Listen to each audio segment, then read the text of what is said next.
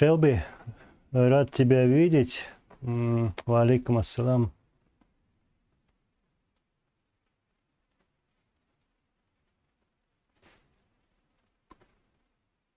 Так, еще чуть-чуть подождем.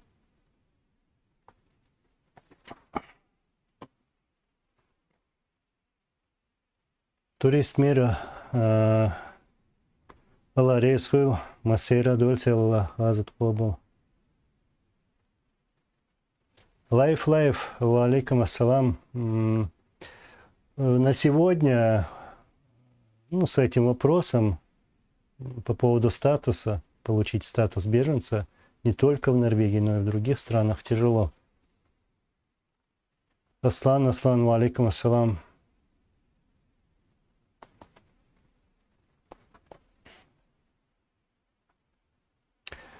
Россия и их марионетки провели огромную работу, чтобы тут беженцев не принимали. Заду. Ва алейкум ассалам. Мистер Нохчу 28.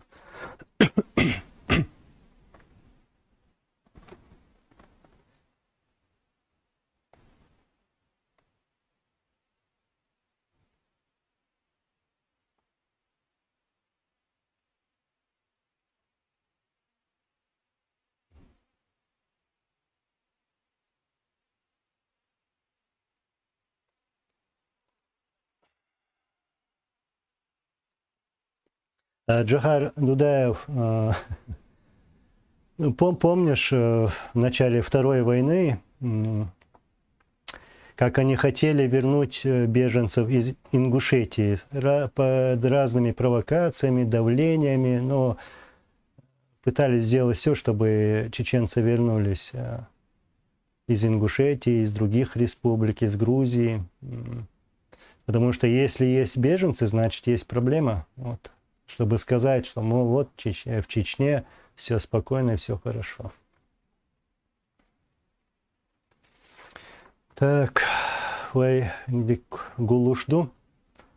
Ва алейкум ассалам, Масарга ю. Ассаламу алейкум ва рахматуллахи ва баракату, Масарга. Прогресс. Аллах рейсвил, Масейра Дольце, Аллах Азут Побл. Вот. Кенто, ва алейкум ассалам.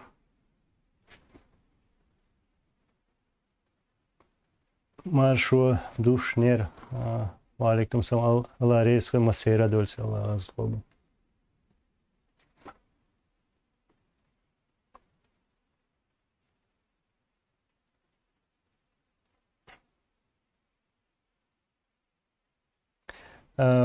Варя Б. Анзор, вас как-то спросили, почему не отомстили за отца. Не надо мстить, они сами себя наказали. Вы лучше нас оповещайте все, и они будут подавлены морально, а мы вам спасибо скажем. Спасибо за понимание, за ваши слова. Вот. Аллах всем судья, Всевышний всем судья, и никому от этого не избежать. Там уже и Путин не поможет, и деньги не помогут. Вот. Но самое главное – это честь, своя честь, чтобы не преклониться перед кем-то, чтобы не пожать руку убийце своего народа. Вот. Это самое главное. Сохранить свою честь. А остальное будет со временем, иншаллах. Магомед Халаев, ва алейкум салам, брат.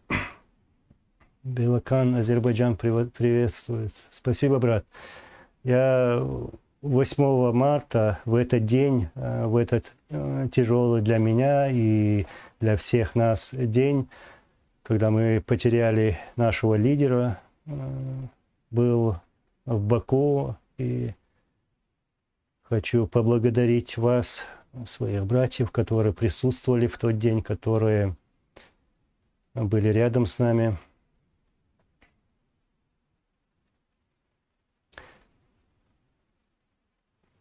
Albertas, thank you very much. Labas vakaras, как говорится на литовском. Thank you very much. And thanks for your support.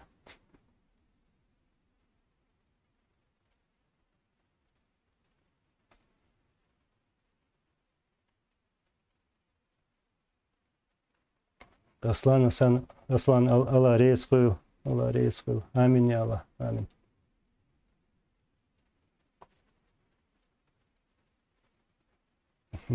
Albertas, labas vakaras. I was living in Lithuania, in Vilnius. If you know, of course you know, it was in Justiniškis, in 6 years. From 1989, no, that was more. From 1985 till 1992, I think so. Allah reskvil.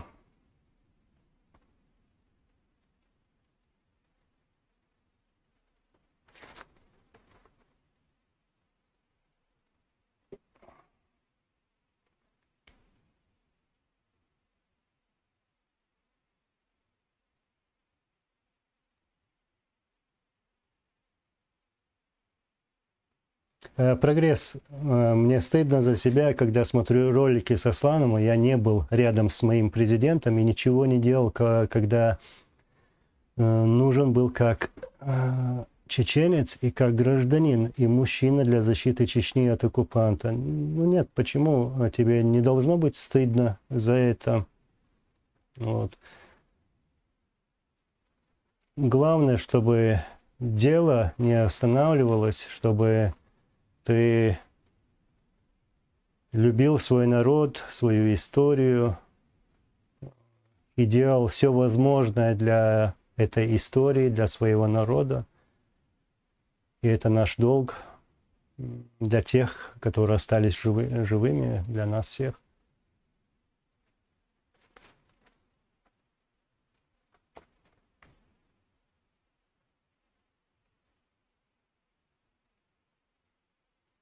Варя Б. Я не чеченка, но вы столько людей собираете вечером у канала. Даже приятно, как будто былые времена в содружестве. Ну да, всегда бывает приятно, когда ты собираешься, ты стоишь рядом в кругу своих друзей, близких. Всегда приятно.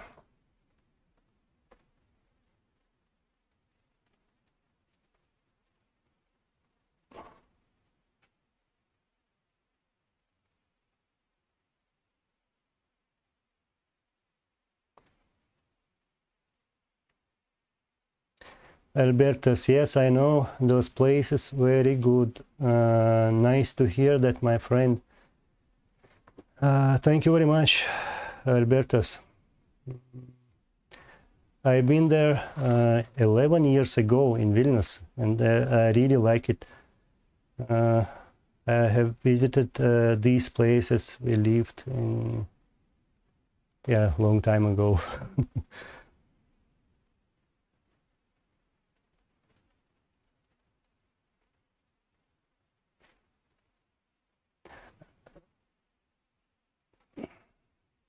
Амирхан Эбзе, да, действительно, вот я сегодня хотел сказать это. Валикум салам, брат. Вот ты пишешь 8 марта, день депортации балкарского народа. Да, 8 марта – это трагический день депортации нашего братского балкарского народа. С наших земель были депортированы не только чеченцы, ингуши, но и другие наши братья. Были балкарцы, крымские татары и другие народы. Кабардинцев тоже депортировали, выселили. И по этому поводу я хотел бы принести свои соболезнования всем нашим братьям. Это трагические истории, трагическая история наших народов, нашего края, нашей земли.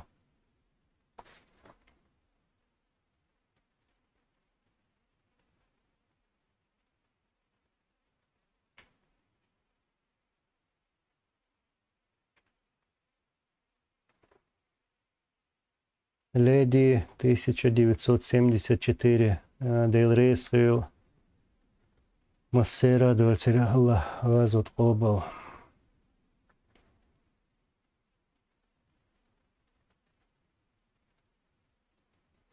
Волк, валикум салам, брат, почему-то мне не пришло оповещание твоего эфира.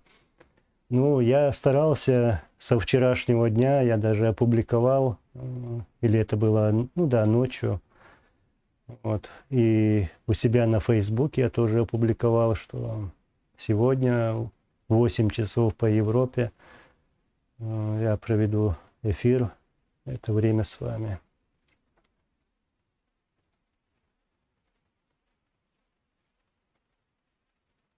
Немецкий вермахт, германский солдат. Привет, Анзор, приветствую. Как ты думаешь, современное поколение молодежи Чечни готовы к независимости? Ведь с кем молодежь, с тем и победа. Как интересно вообще обстоят дела с идеей у молодежи, благодарю. Сегодня целые институты России, спецслужбы, а также их марионетки пытаются сделать все, чтобы внушить этой молодежи свои идеи, что якобы наша борьба была неправильной.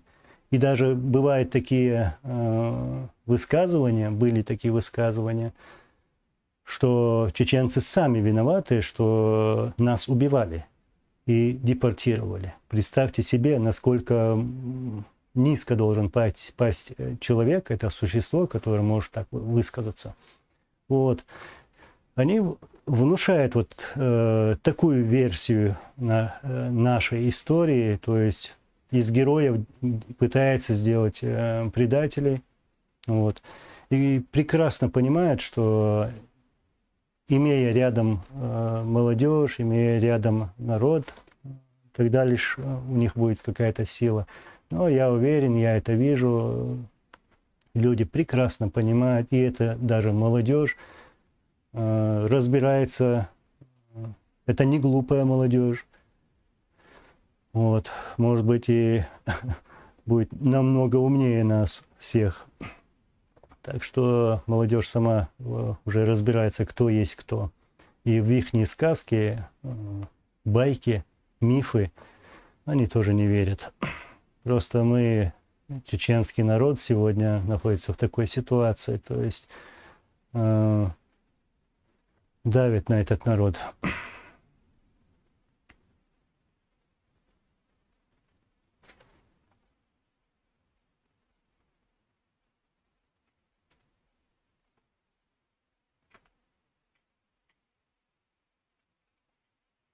Так, я опять от вас отстаю, но попытаюсь догнать.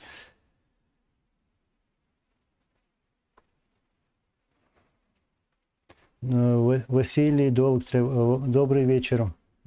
Рад тебя видеть. Вот. Спасибо.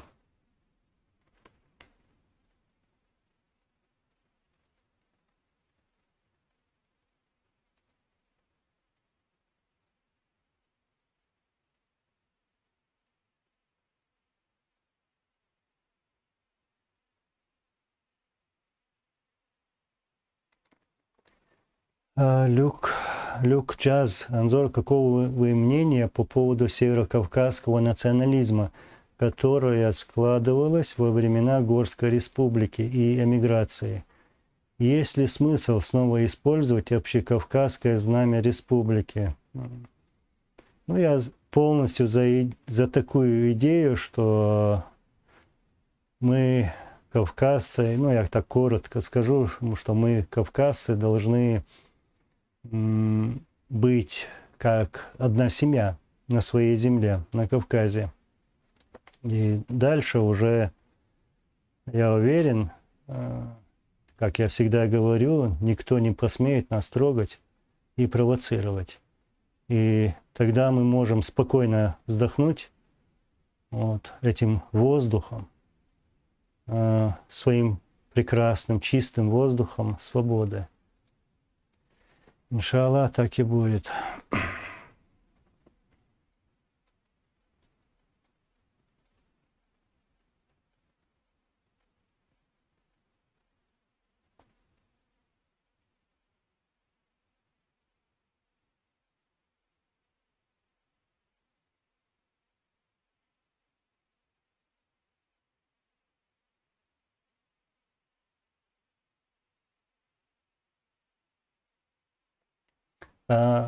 Сейчас я внимательно прочитаю, посмотрю. Вот Хас Горданов. Анзор, я сегодня прочитал такое сообщение. Руслан, министр полиции гибель Масхадова назвал подарком всем чеченцам на 8 марта. Это правда? Да, это правда. Не только он, но и другие даже в России, их политики говорили такое. Но этот Руслан, предатель чеченского народа, халуй, я помню, как-то сказал в тот день, в 2005 году, что тело Аслана Масхадова, то есть законно избранного народом президента, должны выставить в центре города Грозного на показ. И эти существа, как мы знаем, всегда прибегают к такой тактике, что убитого человека надо вот унизить, попытаться оскорбить его. Это было много раз. И мы это даже часто видим. Даже последний случай, когда они убили бойцов, когда провели вот буквально недавно операцию, опять же вот так показывали. Выставляли тела на показ. Хуже фашистов. Изверги.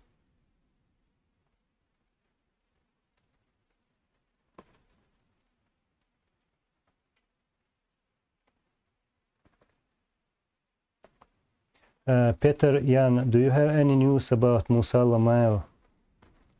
No, I don't have it now, at the moment. I'm sorry.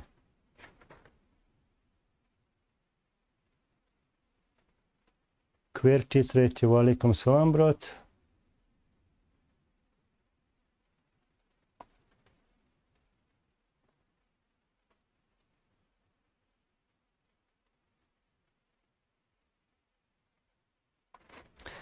Аидос Канапия. Валикум салам, брат. Я все думаю, почему такие, как Кадыров, работали на Россию. Разве их сердца не чувствовали трагедию своего народа? Что было мотивом? Неужели просто материальная выгода? Да, есть и такие, вот, которые думали и думают именно про материальную выгоду. Но этот предатель, он действительно предатель и был предателем. Его убили.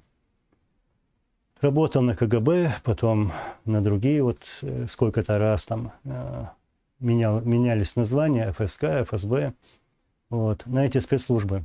И был предан этим спецслужбам, и работал на них. И пытался сделать все, чтобы началась внутричеченская война. То, чего не было у нас никогда в истории нашей чеченской.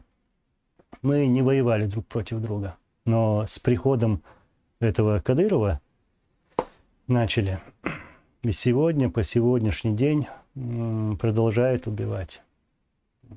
Унижать, оскорблять, убивать. Вот что было мотивом. Его работа на спецслужбы России. Ну и, конечно, обогатиться. Посмотрите, как они живут. Саид Саидов, алейкум салам.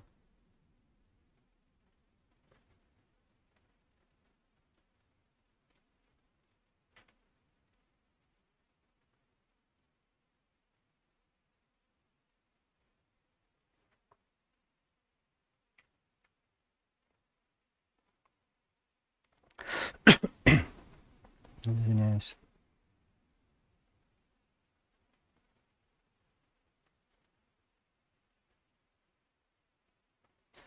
Хас Горданов, Анзор, а тело убитого Садулаева тоже в руках у геавров? Хас Горданов, если даже можно найти это видео,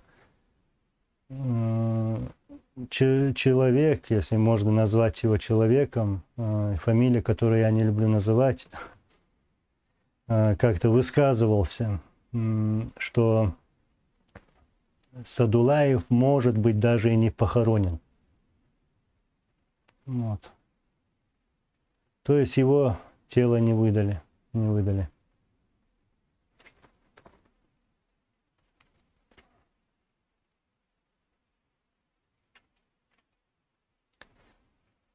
Так.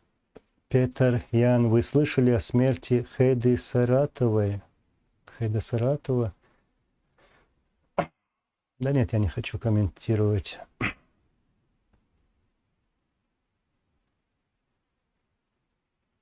А так, Масана Бельчана дал гетштуарк, дал ликвордук. Аллах знает лучше.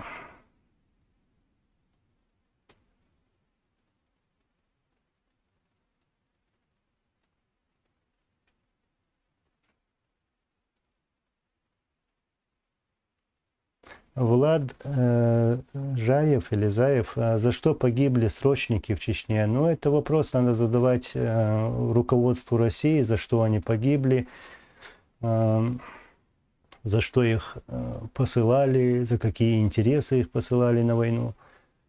Вот. За что? Вот именно за что. Хотя мы с 1994 года призывали руководство России, чтобы они не начинали эту войну. Нам самим даже, вот, я участник этих событий, войны, прекрасно помню эти события. Наши командиры, наше руководство всегда вот призывало российскую сторону, чтобы эти срочники не погибали. Нам самим было жалко их.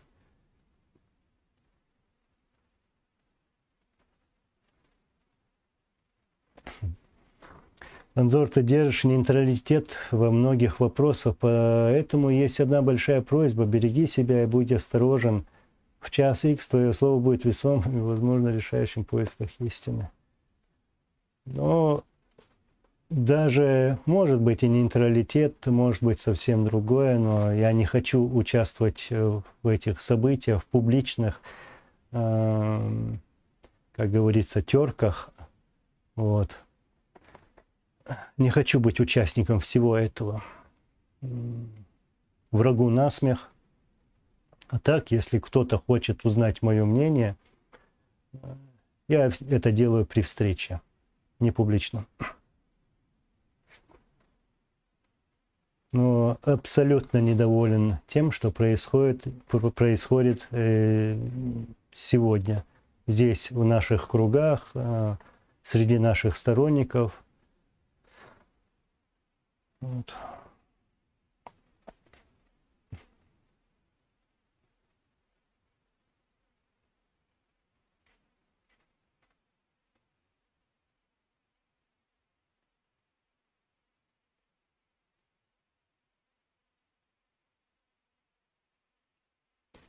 Хас Горданов, Анзор, а что такого плохого сделал Садулаев для предателей? Почему он так его ненавидел? Ну, потому что такая позиция нужна была его хозяину, Путину. Вот почему. Потому что он верой, любовью служит этому хозяину.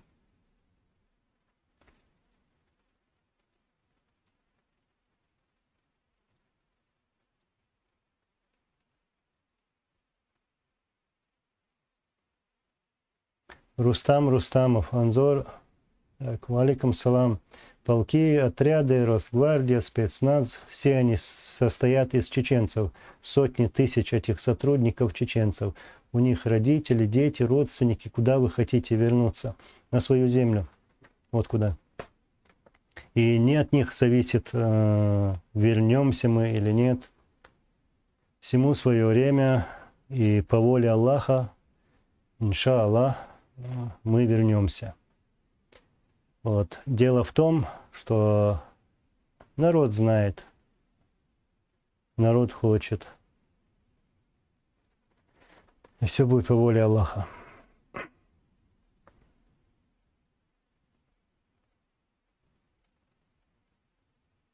Волк. Хайла айла мегадукон. Хайлуга али шукан.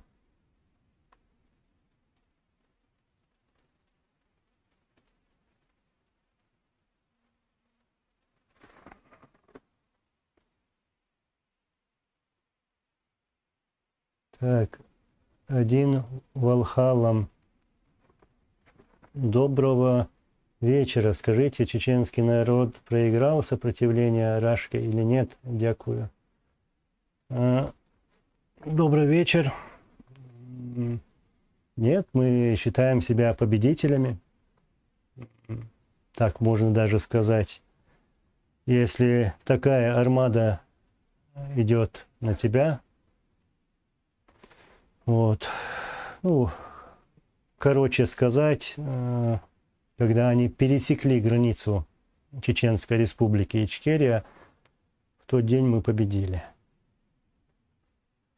Вот. Это стыд и позор для российской армии, для такого государства, чтобы воевать с малочисленными народами, вот, ну, буквально говоря, с горсткой людей. Это проигрыш, это позор России.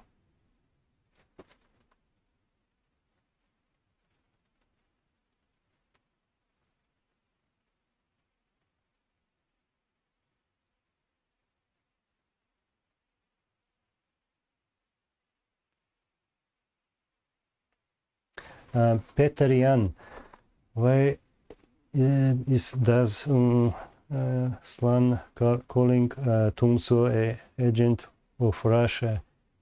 I'm very sorry, but I don't want to answer this question. Sorry.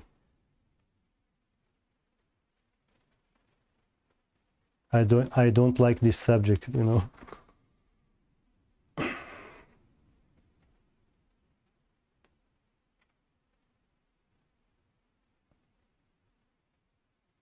Один Валхалам, спасибо, спасибо. Удачи вам тоже. Слава Украине, слава Ичкерии и героям слава.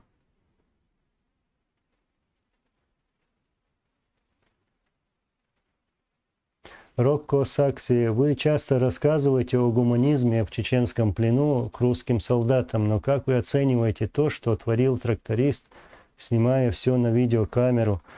А почему снималось все на камеру, и почему эти кассеты оказывались у российских спецслужб? Вот такой встречный вопрос. Да, мы будем продолжать говорить о гуманизме нашей стороны, потому что мы отдавали сотнями российских военнопленных, которые убивали, пришли убивать нас и убивали наш народ. Не только чеченцев, но у нас жили и другие национальности. Азербайджанцы, армяне, русские, ингуши, дагестанцы, кумыки, нагайцы, много. Украинцы. Вот. А мы их отдавали. Сотнями.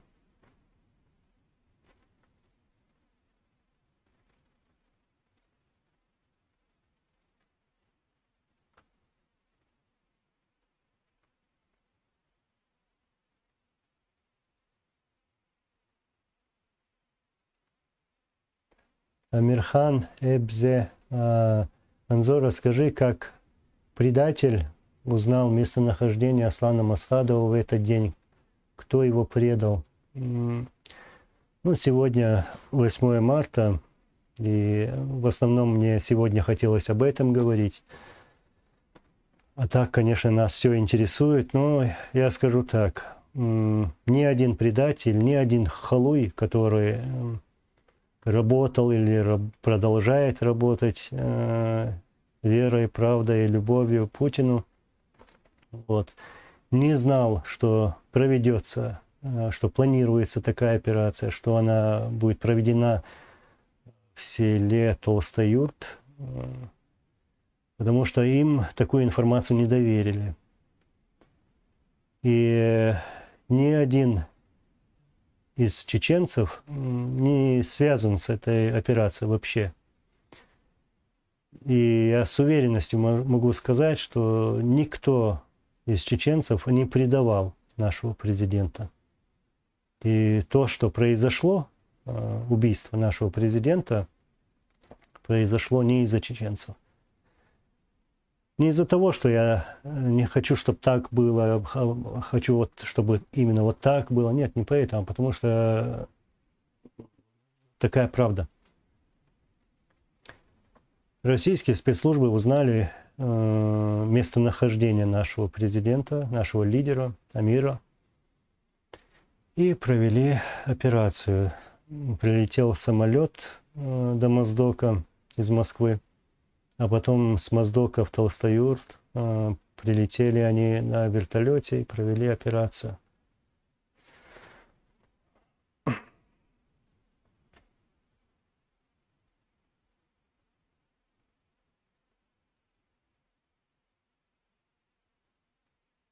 Лимончик 98, Халида Масхадова предал Висхан, ты еще клянешься. Как ты можешь клясться? Я вообще не люблю, когда вот люди, зная, что человек сам врет и может клясться, не понимая этого человека. Побойся Аллаха, во-первых, и не говорить того, чего не было. Лимончик. Податься. Неправда это.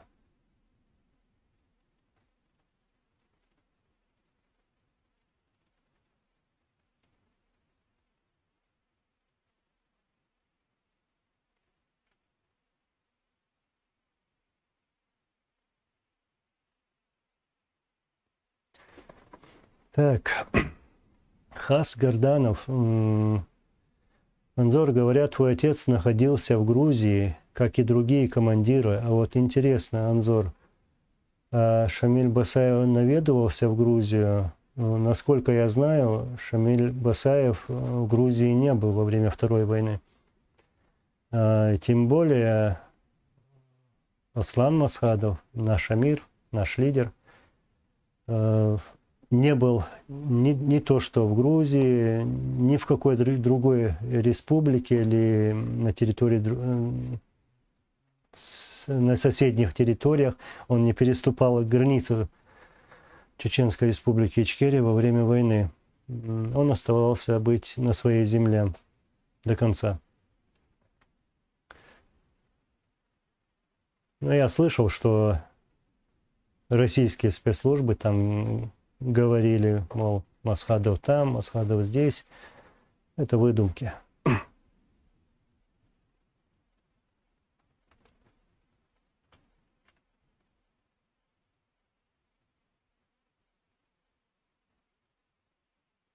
Чечен Таймс.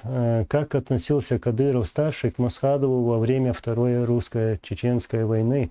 И были ли попытки контакта со стороны Кадырова с Масхадовым? По первой части вопроса. Отношение Кадырова к Масхадову. Вот сейчас, вот буквально даже недавно, 28 числа февраля, они записали такую передачу, где показывают, как бы, мол, якобы Кадыров пытался спасти Масхадова. Все это выдумки, это ложь, не было такого. При первой же возможности Кадыров хотел убить Масхадова. Хотел его убить. Потому что Масхадов был избран народом, легитимный президент. Вот первая причина. И было проведено много операций в разных частях Ичкерии, где нашему президенту Масхадову удавалось выйти из окружения с боями, с потерями. Вот отношение Кадырова к Масхадову. То есть при первой возможности убить его. И вторая часть вопроса. Были ли попытки контакта со стороны Кадырова с Масхадовым? Были. Но об этом я расскажу потом, позже. Но никогда Масхадов или другой наш лидер не искал таких контактов и вообще не считался с такими предателями. Никогда.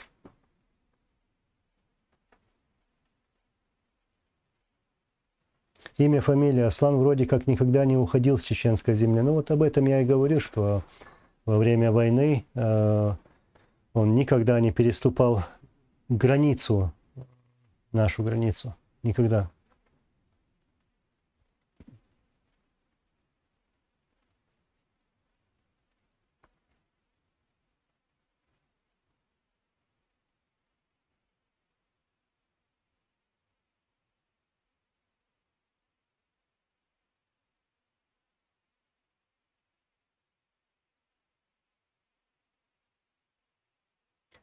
Чечен. Анзор, ситуация Закаева и Бартмаршрут и на чьей стороне? Тема, которую я вообще не хочу касаться и обсуждать на публику. Я скажу, ни на чей. Ни на чей. А почему, это уже... Тут я промолчу.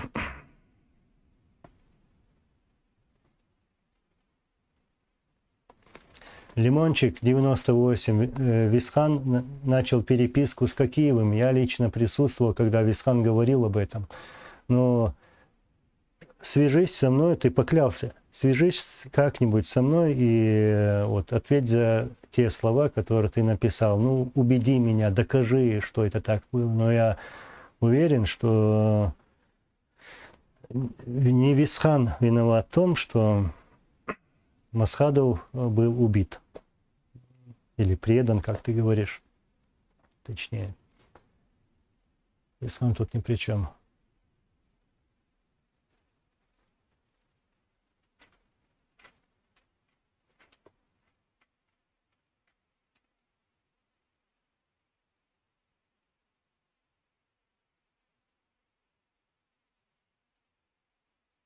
Аслан Анзор еще говорили, что Аслан умер, его несли домой, и что тело уже забрали кадыровцы, и якобы провели спецоперацию. Такой слух был. Слух и чушь. Чушь больных просто существ. По-другому я их назвать не могу. Неправда это. Не так было. Потому что наш лидер не умер, а был убит. Вот. И его убили там, где его показали, в Толстоюрте. И никто его тело не забирал. И даже не позволили бы сами русские. Вот. Его тело сразу же отвезли в Ханкалу. Сразу же.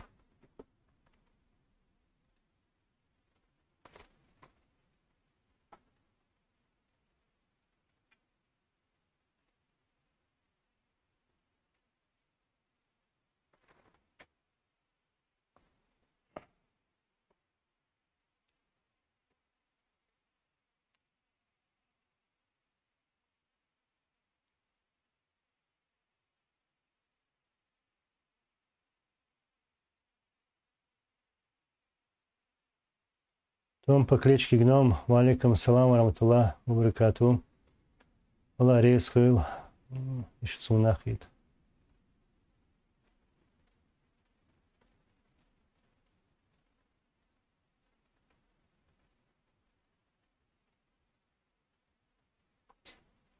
Имя, фамилия. Слушайте внимательно, ты пишешь. Слушайте внимательно. Он сказал, во время Второй войны Аслан и Шамиль не были в Грузии. Да, вот еще раз повторюсь, могу вот так еще раз подтвердить, что ни Масхадов, ни Басаев не были в Грузии во время Второй войны. Не были.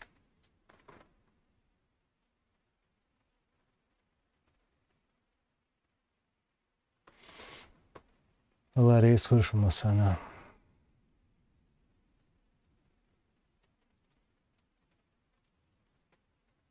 Мартин Борман. Анзор, расскажите, как вам позвонил Висмурадов? Кто был Висмурадов? И приказал быть аккуратным в своих высказываниях. Мне лично никто не звонил. Никто.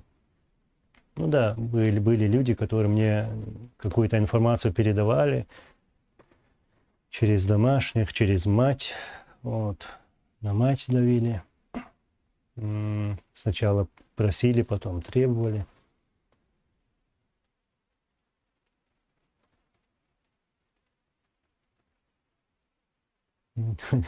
Не смогли.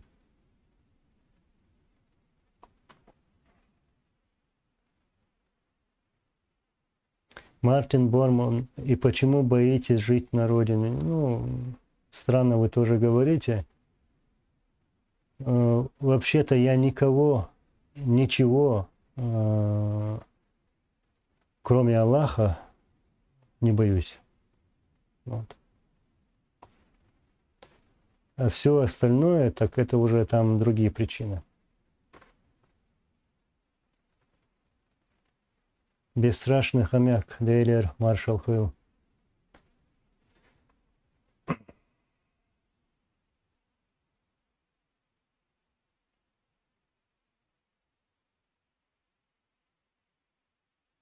Егор Кобзоев, кем на самом деле был Хаттаб? Ну, я его помню с 95-го года, когда он приехал в нашу республику. И то, что я видел, и то, что я знаю, он был добровольцем, воевал, умел воевать.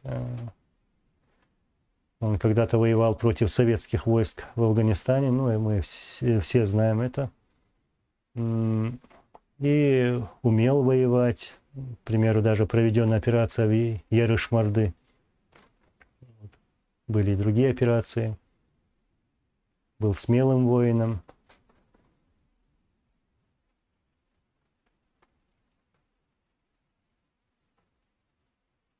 Да, я поддерживаю всех тех, которые воевали против российских оккупантов, потому что эти оккупанты убивали мой народ. Убивали чеченцев. Старый борода, Ларис Хил. Вала Мадардич Дамдар Дердар. Amma يتوقت لا تقر del اشتدات أين دات وما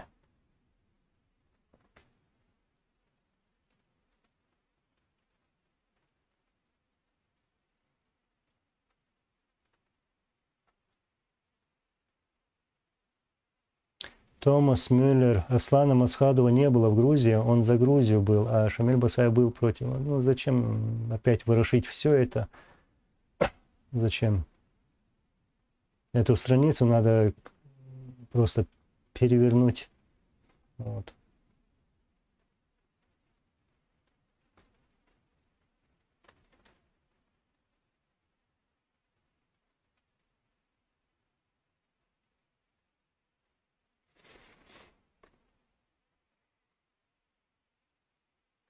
Морис Джонсон.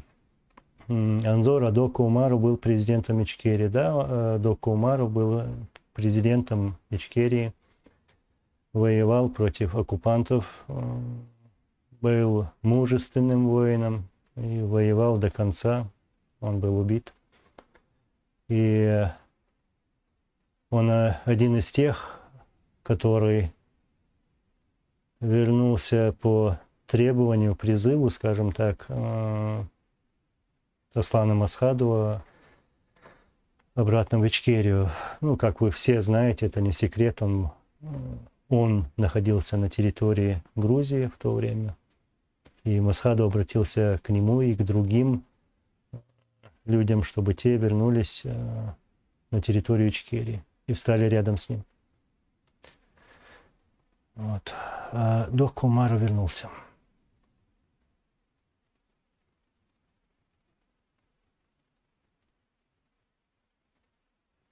Лимончик, Анзор, хозяин дома, в котором был Халид, звали Муса, да, его звали Муса. Он сидел с Висханом. В начале, насколько я помню, а потом их разделили, они были в разных местах, насколько я знаю.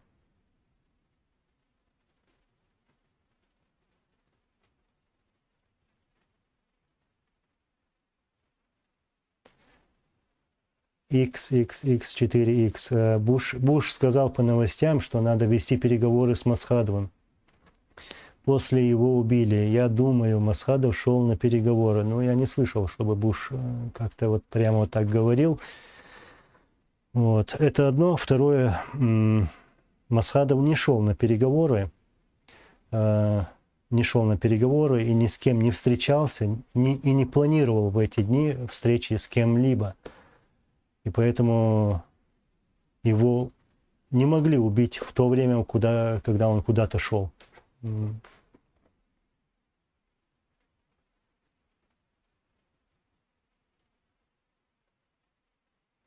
Ильдар доброволец был Хаттаб, сомневаясь, что за деньги воевал, потому как сам был богатый. Ну да, я тоже так слышал. Но, конечно же, в российских СМИ скажут, что он там бандит, террорист и все такое. Он даже в политику не вмешивался, внутреннюю нашу. Ну, воевал против оккупантов.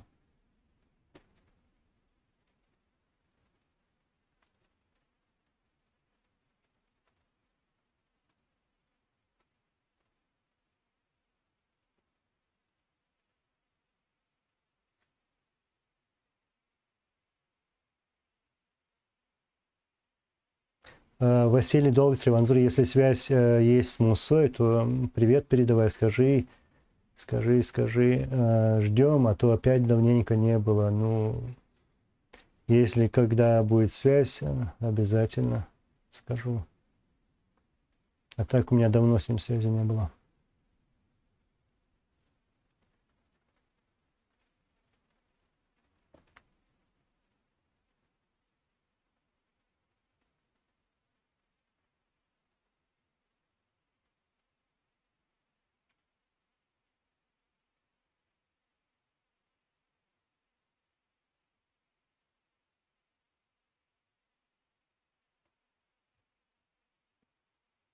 Так, я вас пытаюсь сначала догнать. Томас Мюллер. Кто привел русских на Кавказ? Ну, сами пришли. Поэтому мы уверенно и прямо говорим, что Россия – это оккупант.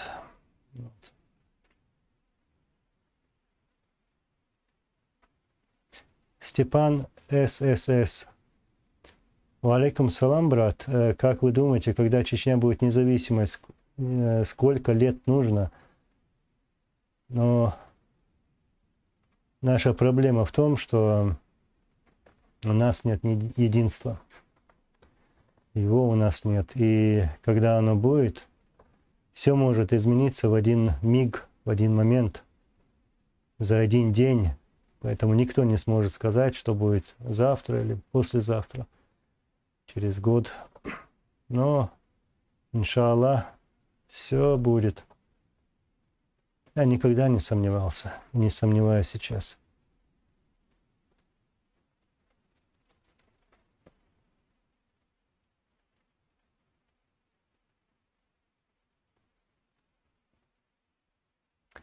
Бенойн, Анзор, есть ли видеозаписи того, как чеченские боевики отреагировали на известие о гибели нашего президента? Было бы очень интересно посмотреть. Меня должны быть.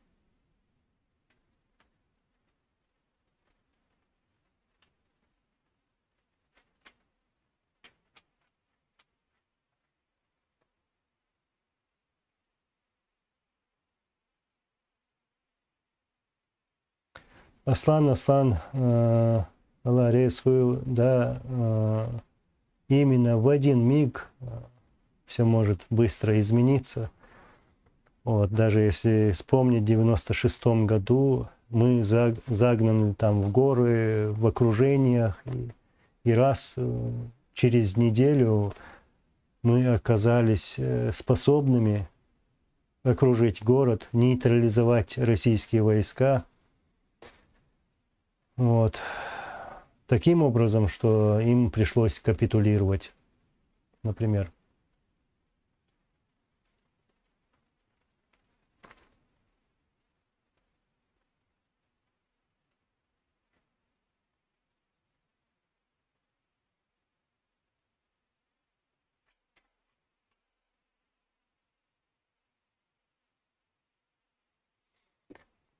Ва алейкум ассалам, Вован Навальный.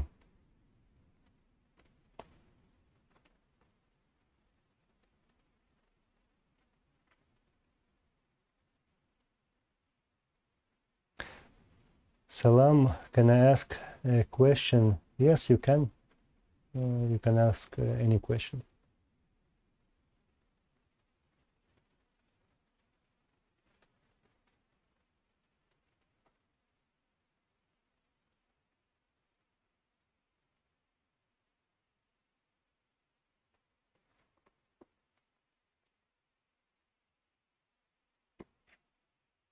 Абу Билал, Анзор, я тебе верю искренне, Аллах рейсвил, но как ты представляешь себе без предательства, каким образом им удалось так тщательно провести эту операцию по убийству нашего президента Асхадова? Я пытаюсь коротко отвечать на ваши вопросы, чтобы успевать за комментариями, за вопросами. Во-первых, в 2004 году осенью российские спецслужбы закупили оборудование у одной из зарубежных стран, завезла их на нашу республику и установила это оборудование в больших населенных пунктах нашей республики, в Шали, в Толстоюрте, село Знаменское, Ведено, Рус-Мартан, Ачхой-Мартан, вот этих населенных пунктах. И это была аппаратура, которая определяла координаты телефонов. И по голосу, и вообще по номеру телефона. И с тех пор у них есть эта аппаратура в республике. Вот. Таким образом они узнали его местонахождение. Никто не приходил его сдавать, не сдавал его. Это неправда. Хотя они хотят повернуть российские СМИ, там, их спецслужбы пытаются как-то и даже в этом очернить чеченцев, мол, они продажные такие, что сдали своего президента. Нет, не было такой сдачи, такого предательства. Определили они сами, российские спецслужбы.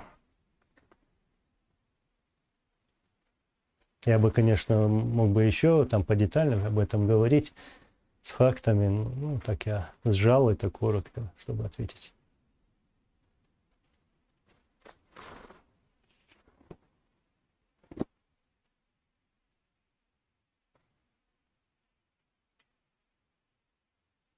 Мартин Борман. Я сейчас скажу. Жди. Единства у вас уже не будет. Будет, иншаллах, не от вас зависит. Признай президента извинись и приезжай домой. Мне уже смешно. Подожди. Хватит прятаться в Норвегии и скулить. Это норвежская крона с дырочкой. Вот цена тому, чего ты написал. Перед кем там извиняться. Больные. Придет день, когда всем этим предателям, которые издевались над народом, которые унижали этот народ, бедный народ, придется отвечать. Побойтесь Аллаха.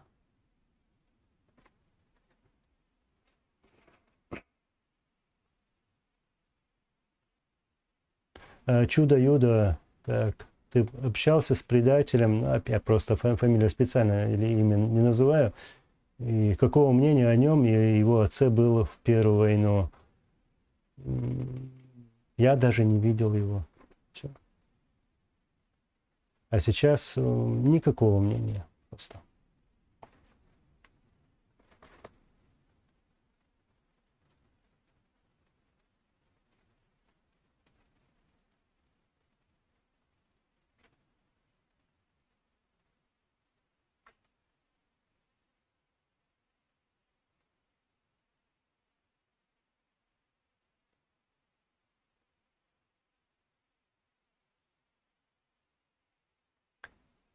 Лимончик, ну, не надо, не говори. Ну, якобы я ничего не знаю. Марсель Фриман. Интересный вопрос. Да. Больной вопрос даже.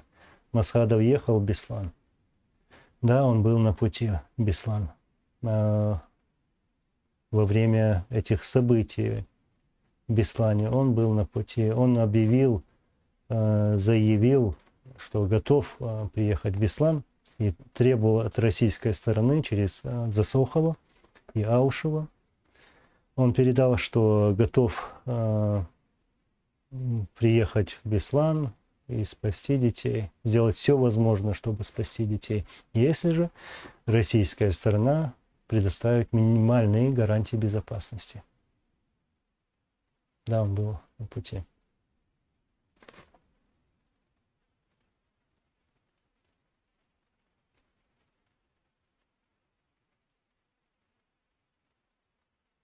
Абу Билал, в связи с твоим ответом на мой вопрос, у меня вытекает следующий вопрос. Сам Масхадов знал в то время о той аппаратуре, о которой ты говоришь. Знаешь, в руки этих убийц, оккупантов, спецслужб попал его компьютер. И в этом компьютере должна быть запись, моя запись, которую я отправил нашему президенту, где я говорил, что про информацию, что российские спецслужбы закупили и установили эту аппаратуру. Но дело в том, что это произошло, это убийство. Это был тот момент, когда ему надо было как-то выходить на связь с другими людьми, с его представителями, потому что он объявил о приостановлении боевых действий в одностороннем порядке, то есть чтобы контролировать этот вопрос.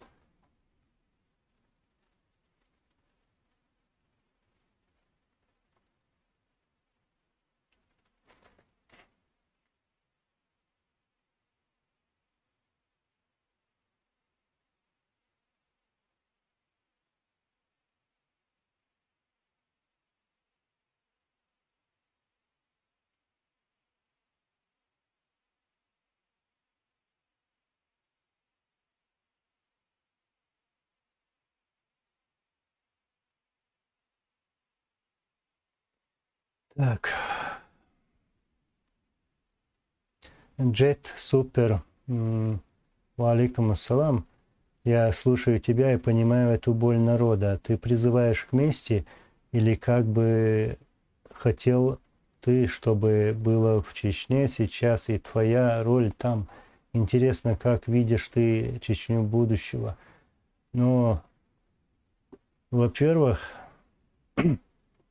я не призываю к мести, к войне или к чему-то такому ужасному. Нет. Все мы хотим справедливости и не хотим, чтобы наших родных так принижали, унижали. Вот. Вот что я хочу, чтобы людей оставили в покое. Оставили в покое. Чтобы, как я раньше и всегда говорю, чтобы у нашего народа были гарантии безопасности. Вот чего. А моя роль, если когда вернусь домой, не знаю. Я не знаю. Не могу этого сказать, конечно, заранее.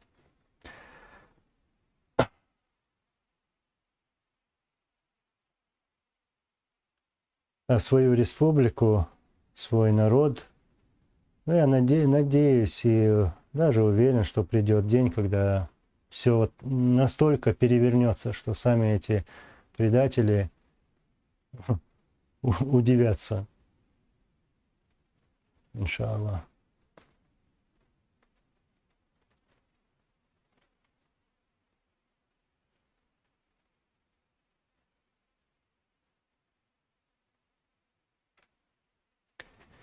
И сами, да, валикум салам, раматуллаху баракату. Ну вот об этом я и говорю, что по-любому ну, человек должен бояться кары Всевышнего, что знать, не забывать, что когда-то придется отвечать за все содеянное. Но есть такие, которые забывают об этом.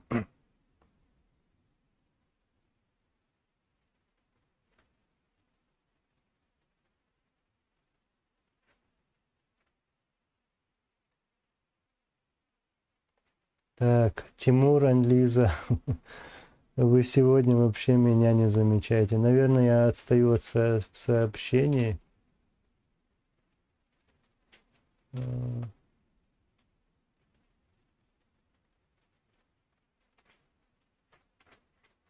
Я пытаюсь дойти до конца, но люди флудят, как говорится. Лунный свет, всем народам нужно объединяться, а не вспоминать старые распри. Это выгодно только России. Ичкерия будет свободна, а Раш придет в распад и забвение. Ну вот именно. Не надо копаться в той истории, вот, вспоминать какие-то события, вот, потому что в этих событиях замешана Россия, где Россия провоцировала какие-то конфликты, например.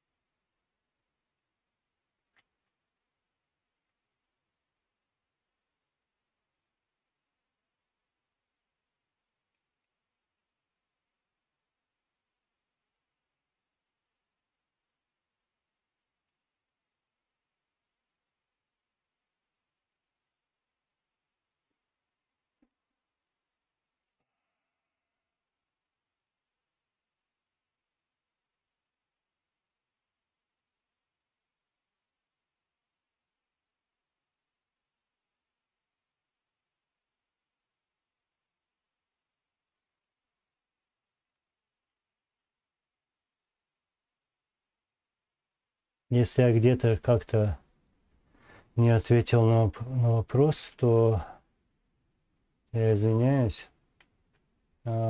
Может, и пропустил нечаянно. КМС Вольник. Валикум салам. Савыш. Алла рейс был. Массейра дольце Алла газут побыл. Алла бейц бомбон вейш. Шварт. Дербу.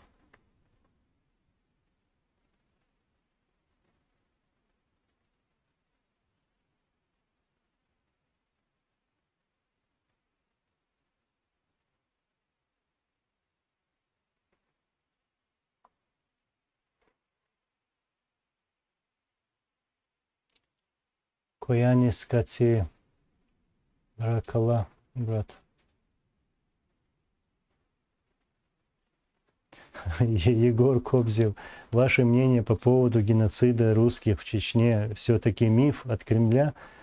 Да, это миф от Кремля, от спецслужб России. Никакого геноцида русских в Чечне не было. И не могло быть, потому что мы очень хорошо относились к русским и к другим национальностям. Вот. Во время бомбежек российской авиации наших населенных пунктов наши чеченцы вместе с русскими гражданами Чеченской Республики Ичкерия прятались в подвалах. Их убивали, наших мирных жителей, российские войска, то есть чеченцев, русских, там, украинцев и других. Вот что было. То, что вы пишете там насчет геноцида русских, нет, такого у нас не было. Не было. Я даже не хочу поднимать эту тему, потому что нет ни одного факта, который как бы доказывает эту версию, мол, был какой-то геноцид. Я могу рассказать о геноциде чеченцев российским государством в течение сотен лет. Как мы говорим, чеченцы, каждые 50 лет нас убивают, нас выселяют. Вот об этом я могу рассказать.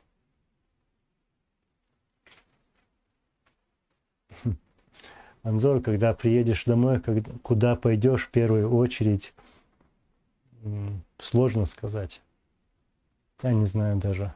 Смотря где, с какой стороны я заеду, да. Но живу этим, думаю об этом.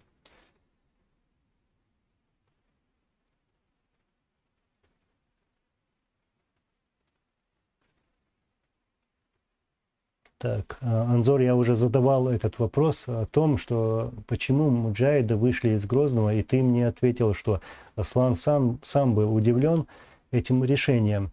Но я до сих пор не понимаю, почему они ослушались приказа.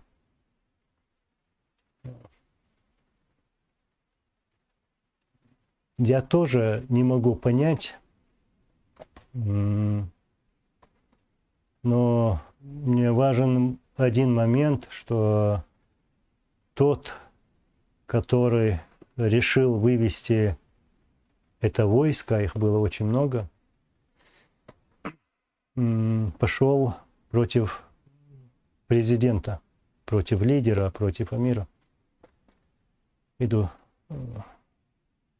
И мы понесли огромные потери. Аллах газут поболду, и валлай еще что дюнал дол шмейлал ёш кенти хелла. Тига хеллик докума док Аллах газут поболду, эльцема сера.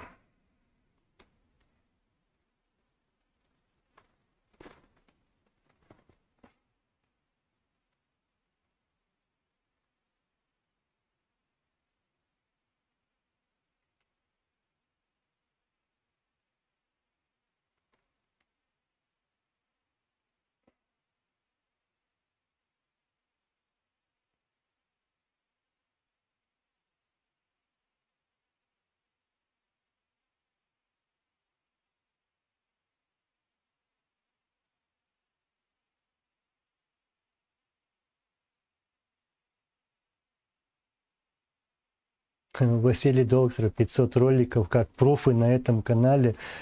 И это еще не все. Самое интересное будет скоро. Скоро. Я не хочу об этом говорить пока что, потому что я все еще работаю над этим.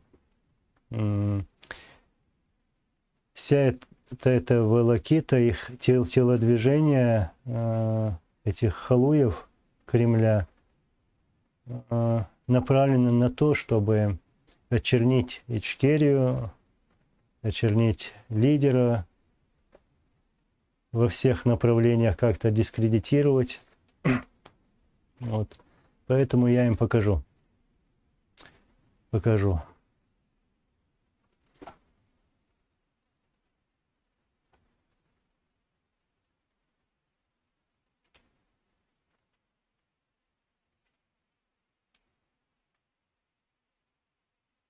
А Егор Кобзоев, были ли наемники на стороне чеченцев? Никогда у нас не было наемников. Мы не платили никому деньги или что-либо чем-то за участие в войне. Не было такого. Как говорили наши лидеры, первым это сказал Джохар Дудаев, вот, никому не отправлялась повестка. Вот. Все шли добровольно. Ну да, у нас были подразделения, скажем так, армия, если это можно назвать армией. Но тем не менее воевали столько, сколько могли, без чьей-то помощи. Одни, сами воевали.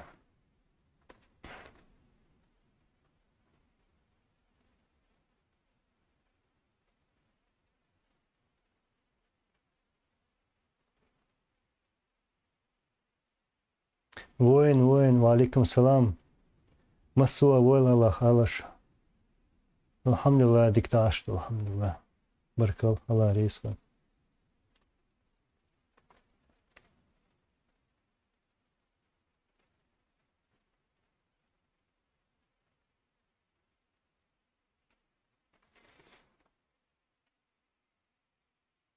Парень из Баку. Анзор, а есть у вас в планах снять художественное кино о войнах в Ичкерии? А то российские сказки смотреть тошно. Может, попробуйте с турками подобное обсудить. Они часто о мусульманах снимают. Ну да, у меня есть готовые идеи, наброски даже. Но у меня направление не только в этом видео, в снятии фильмов. Там. Ну, я еще работаю над другими проектами, тоже важными. Хотя это так на публику не говорю, не показываю. Но в целом идея хорошая. Спасибо.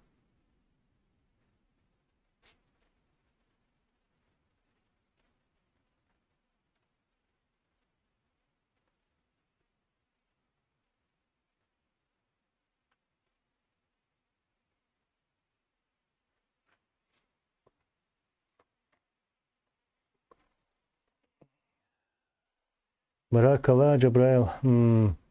Валейкум салам. Аминь, аминь.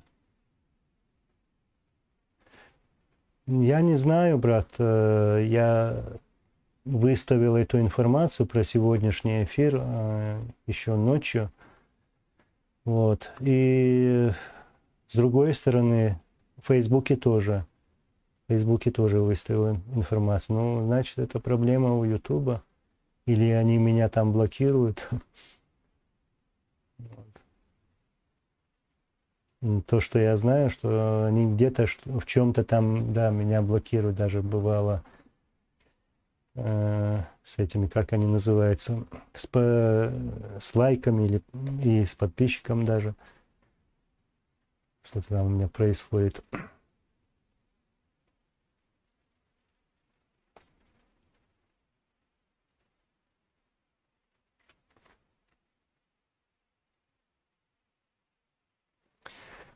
Дик Аблос, Модер Дицевая, Свержвалер, Ара Боулер, я извиняюсь, я на испанском.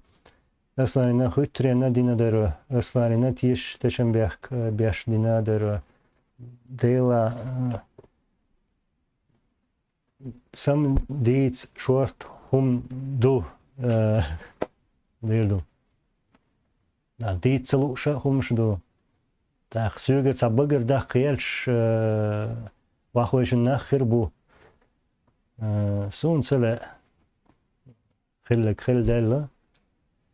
Allah razı olsun masera. Kvertnakins idats.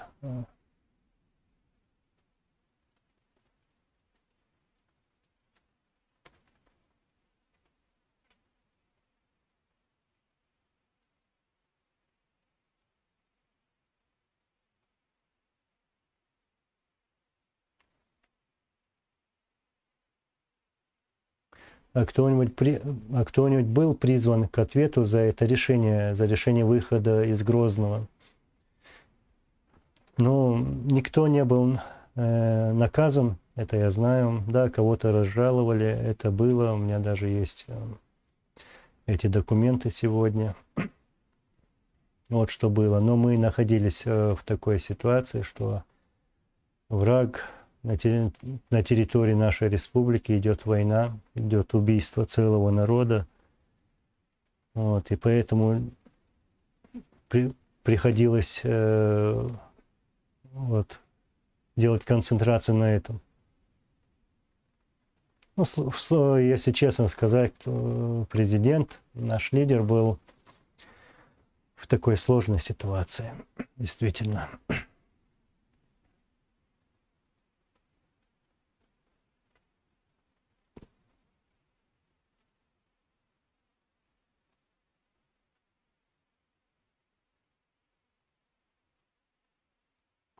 How did it relate to Arab?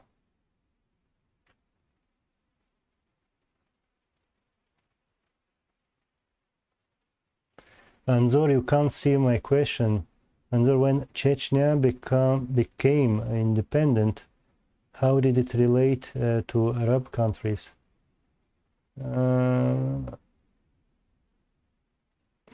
Well, what do you mean?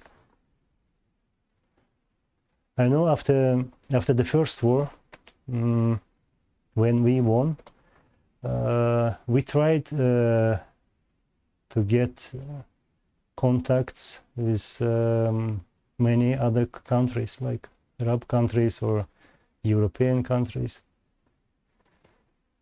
just to help our nation, our people, because everything was destroyed.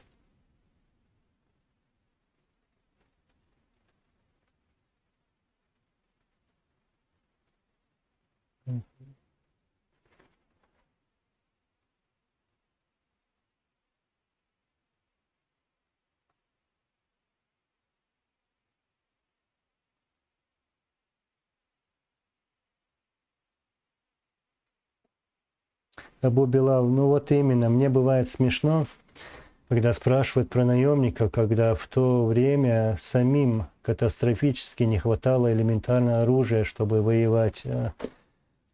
Ну, если ты помнишь, в Грозном, даже в 1994 году, приходили добровольцы. Много добровольцев приходило, и молодые, и в возрасте люди приходили и говорили: мы хотим воевать, мы хотим стоять, мы хотим защищать свою землю, дайте нам оружие.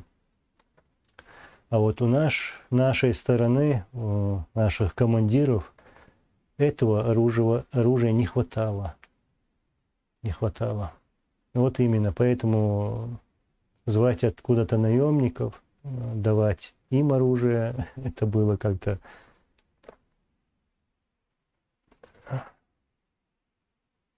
проблемно для нас. Это уже потом начали брать трофеи, потому что первые бои, вот, начальные бои были выиграны в Грозном. и в наши руки попали вот эти трофеи. Чечен Таймс, что с патронами? С патронами. Сколько их у тебя? Ой, брат, я даже не знаю, сколько у меня патронов. 6, кажется. Я даже не знаю. Кажется, 6. Может быть, мало.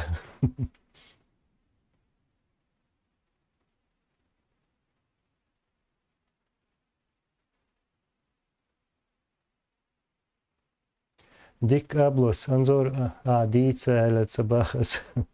Ну, Юшусу, Альязнинега. О, Дуицарду, о, Рыга Дица, Цабо, да, Гештовая, Амин, Амин, Вала, Асундер Бо, Тагана, Вай Цагал, Тунаша, Яйца, Ю, и Хел Махелеш, Ваем Лечгаца Двое, так, صح واخوشن شيش تهم شبوش قميوش يشو همشة إنس إيغا ويغالطونش سايا شين بيدي أو ديرزا دويا دوش دوتار إنس تهريخ إنسا передачу дахуэттен ица хую просто сум цецарацум дахуэттен са хумшюц ичкери иштхелла ичкери виштхелла масхада иштхелла бош. Я извиняюсь опять на испанском. Вот. Царь дийс таарсар хумш. Я дийс ища яцер. Үша юахкер хумшу. Юахкер хумшу. Я си ем яцер цер. Юахка лилшу. Кахуюцерецер. Отснах, ицбох бельшнах, даю мацаитани пачалк. Келькуг штющи, расхшин луг докши. Хелла цаца ванюа, и нохтшанюа, и туам балит лилош и питнашлер. И сам швартлера. Там цам пейдя деггами ляц у нас.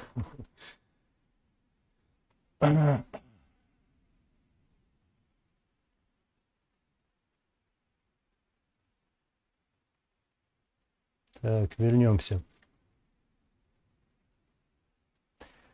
Джокер, зачем ты выбираешь вопросы? Хоть на этот мой вопрос ответь, сколько языков ты знаешь. Ну, если бы... тут много пишут, поэтому я вот иду вниз, чтобы не пропустить что-либо. Ну, конкретно знаю английский. Я лучше пишу на английском, на норвежском, да, тоже. Русский знаю, чеченский свой родной язык знаю. Литовский чуть помню, понимаю. Французский в школе учил, тоже помню. Вот эти языки. Анзор, сколько у тебя патронов? Ну, как я говорил, кажется, 6 у меня их.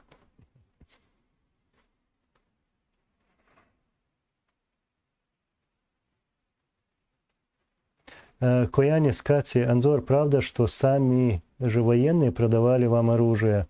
Да, это правда. Во время Первой войны, я помню, даже были случаи, ну, сейчас я сумму не могу вспомнить, за $2500, кажется, солдаты продавали БМП, боевую машину пехоты. БМП-2, кажется, было.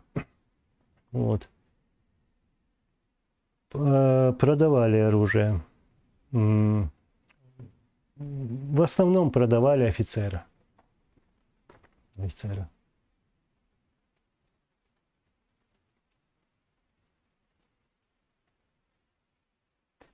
Егор Кобзоев, так Грачев вам целые арсеналы оставил. Ну почему? А вы видели эти арсеналы? Я лично видел эти склады оружия, ну, которые не были как бы забиты. У нас одна или две САУ самоходки было. Ну, что вообще, зачем об этом говорить, сравнивать, что у нас было оружие? Мы воевали против ядерной державы.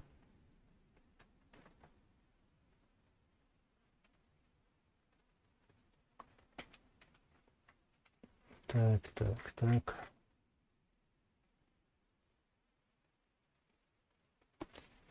Чечен Прокофьев, про Хозу Сулейманова. Да, я слышал про это. В то время в Ленинграде это произошло.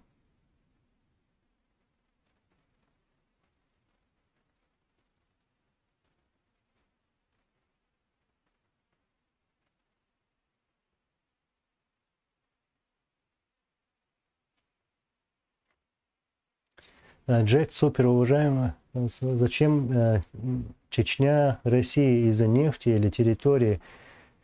Ведь что она в составе, что нет, чеченцы всегда жили своим укладом жизни, деньги. Но не из-за нефти. Я всегда говорю, что у России хватает этих ресурсов у самих. Там у них целые леса и горы абсолютно нетронутые. Тут принципиальный подход. То есть даже всю нашу историю, всю историю Кавказа, политика на Кавказе все-таки зависела от происходящего у нас в Чеченской республике. И об этом сами вот разные руководители говорили. Вот поэтому сначала усмирить чеченцев, потом других. Вот поэтому. Ну, получается, сами постоянно наступают на те же самые грабли. Да, если бы они бы отпустили бы нас, там отпустили бы, оставили бы в покое Кавказ вообще, то им было бы даже лучше. Было бы даже лучше и выгоднее.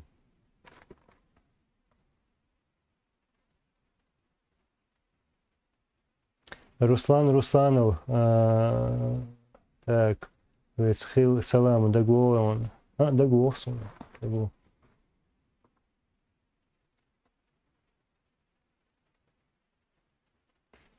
Джихар Дудаев.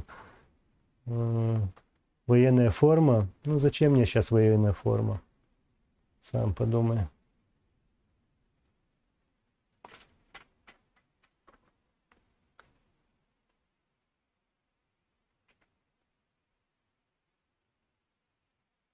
Хас Горданова, я думаю, главная проблема Чечни это была бы Басаев. Нет, почему главная проблема для чеченцев всегда была Россия, которая вторгалась, которая убивала нас всегда или выселяла с наших земель.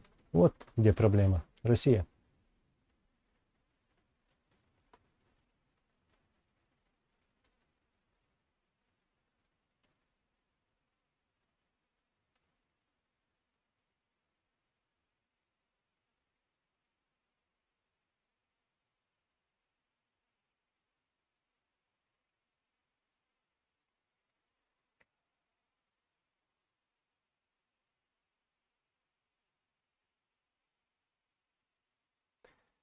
Так, Маждада. Какие основные ошибки ты извлек из политического курса нашего президента Масхадова?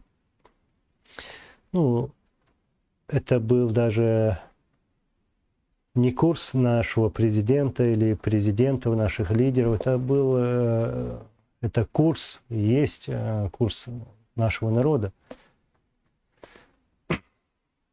Какие ты видишь дополнения тех упущений сегодня? Ведь прошло немало времени, и мы должны идти в ногу со временем. Но если говорить об ошибках и дополнениях, я бы не хотел бы тут это обсуждать сейчас. А они у нас есть, конечно, есть. Есть.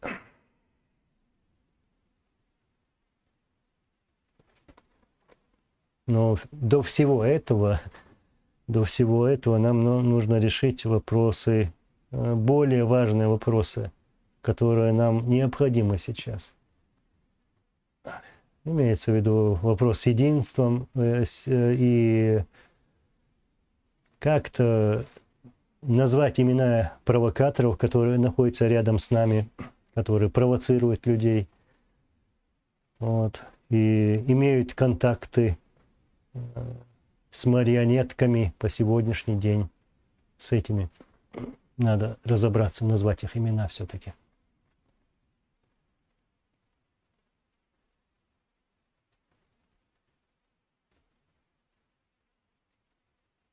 Бумзи кетер амин, я Аллах, амин.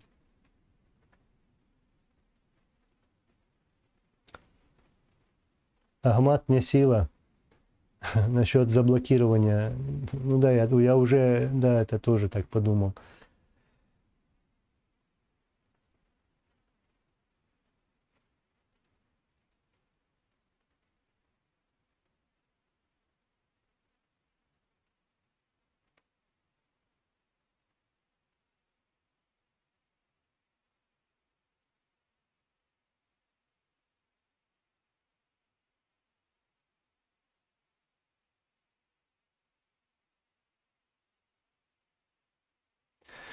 Алейкум ассалам ва рахматуллахи ва баракатуху.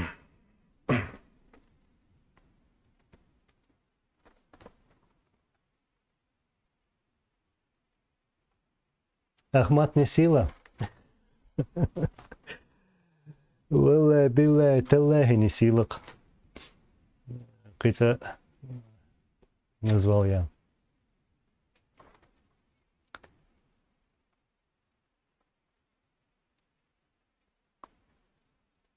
Аллах Всевышний сила.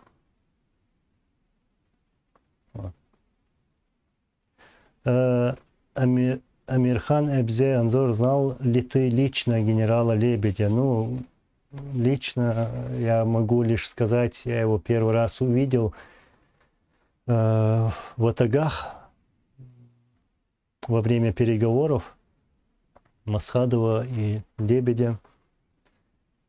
И даже, я помню, рядом с отцом тогда был, ну и даже снимал на камеру.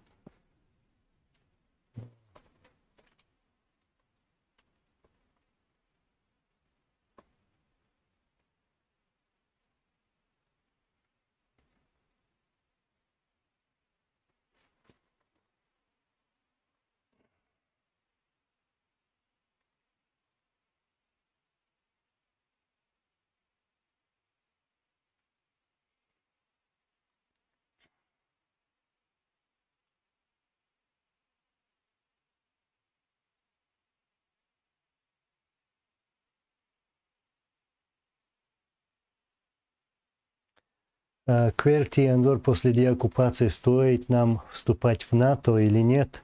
Ну, в любом случае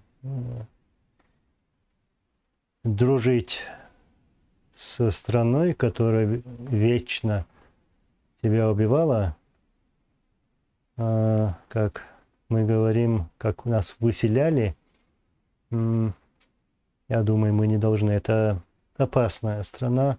Я понимаю, если у них в руководстве будут люди, которые сами будут задумываться о своем народе, о соседях, чтобы у них наконец были такие люди, которые не будут начинать войн, совершать такие провокации по отношению к своим соседям. Вот тогда можно какие-то там соседские отношения иметь.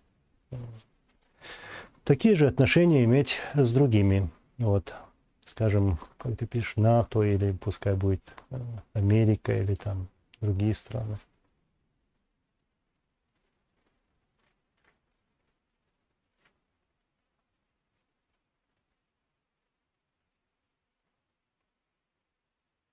Бумзик это низ было, низом было.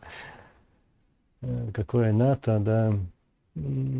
Бартба Гулдельча, Приттобан, Дехлуш, Долвей, Хунато. Ну вот именно из-за Мадувей.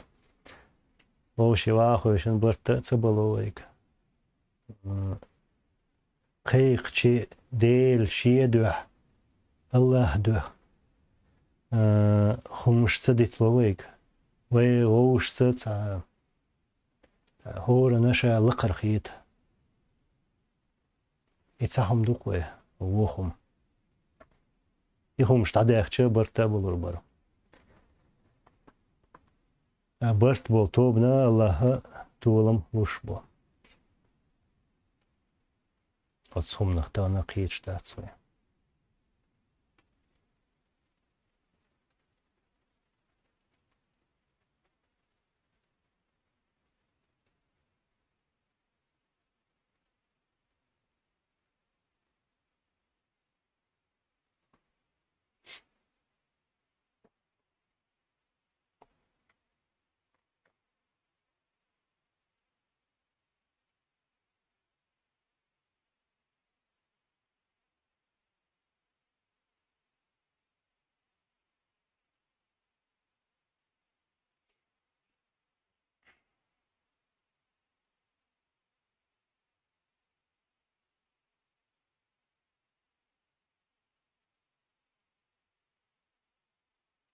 Руслан Русланов, Анзор саламу ца контакт лин фаюха.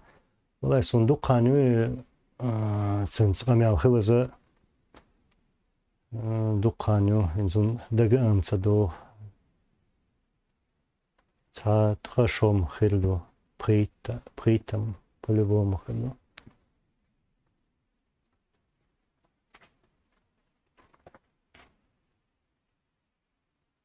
Василий, доктор Анзор, ты самый выносливый стример по времени. Ну, я просто общаюсь с вами. А так, я не прихожу сюда с определенными темами, да. Хотя у нас много чего есть рассказать и говорить, но я это делаю уже своими видео. И у меня готовится одно видео, я не спешу, но обязательно выставлю. И принял такое решение, ко мне попал такой интересный материал буквально недавно. Спасибо некоторым людям. Вот. Попал этот материал, и я с ним сейчас разбираюсь. Посмотрим, что они после этого сделают. Потому что они пытаются, я имею в виду, эти марионетки, которые любят Путина, пытаются всеми способами очернить Ичкерию и наших лидеров, ну, в основном Асхадова. А я им не дам этого сделать.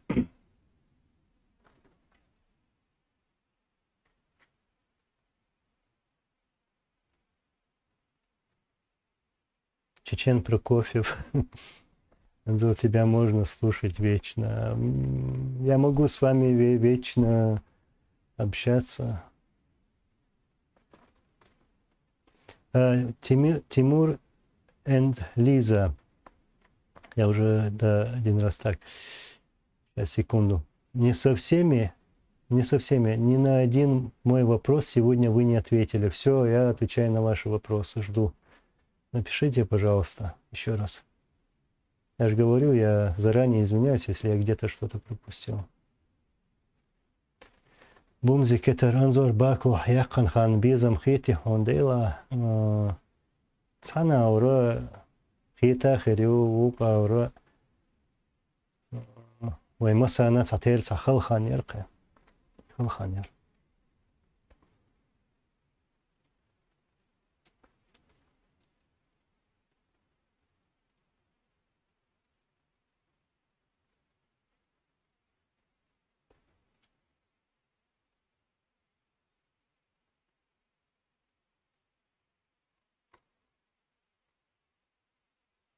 Абдул 998 Юшус Аларисху.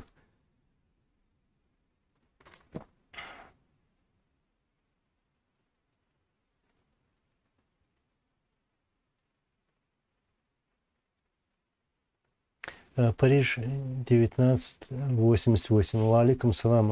Валайнс гюмсир. Эдельгири Эйль. Дагцевайтасун. Дагцевон войшем хиламиксуне. Ал халдусун. Бойшем дукуму бори.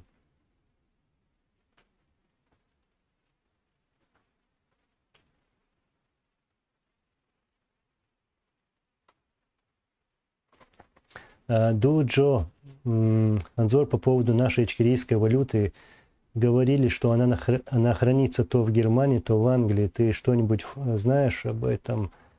Ну, там была одна передача, где Беркан, вот фамилию не помню, он говорит про это.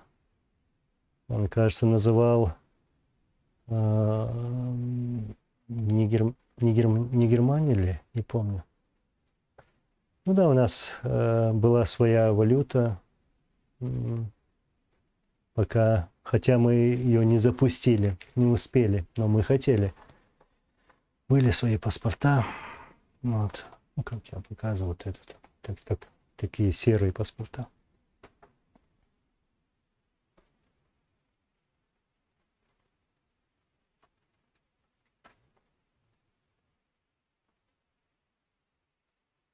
Валит Умаханов, как Анзор, какое у тебя образование?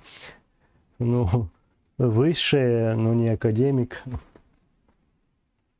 и не юридист, как говорится.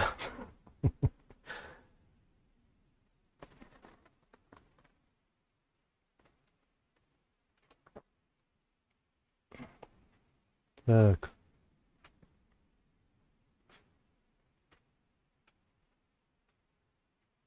Тут на меня пожаловались, что я не отвечаю на вопрос. Но я жду, пока вы напишете. И вас попросил, чтобы вы написали.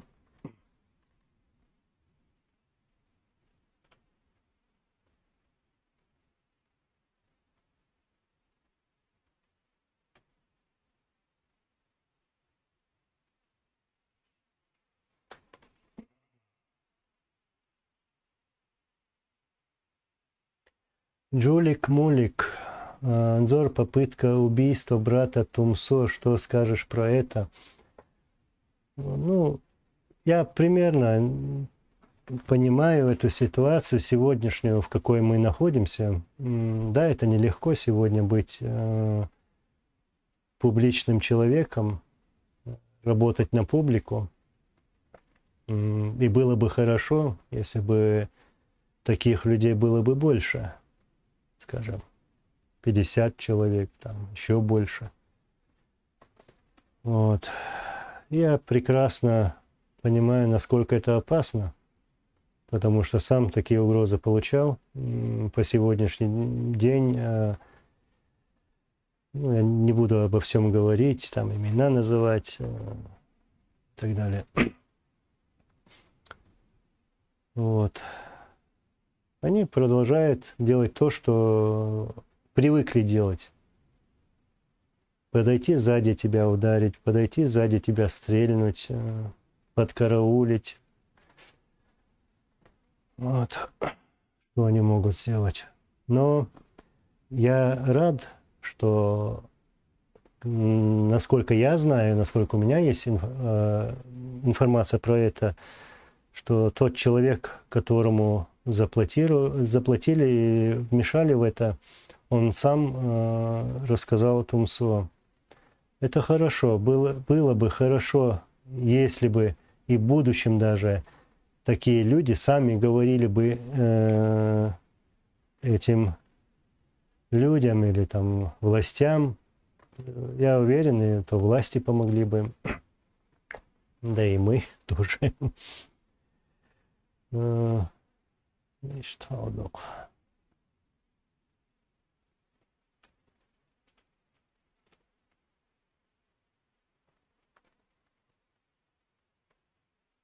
Abdullah Muvahid, wa alaikum salam, Savush. Barakallah.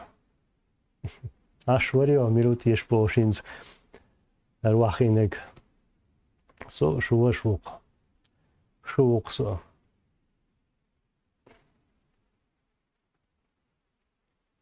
Амин, я Аллах. Массу Аллах, декал болюш. Аллах газут побыл дольце, массира. Аллах декал боль хада, Аллах газут побыл доль. Аллах дам боль вайпон хуя. Битс буквой шорт. Лайком.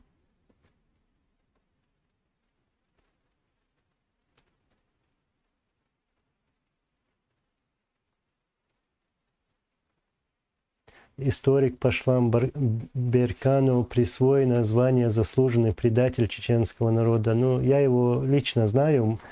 Во время официальной поездки Масхадова в Америку мы были вместе. Есть вещи такие нехорошие, которые можно было бы вспомнить, сказать, но просто не хочу сейчас говорить об этом человеке.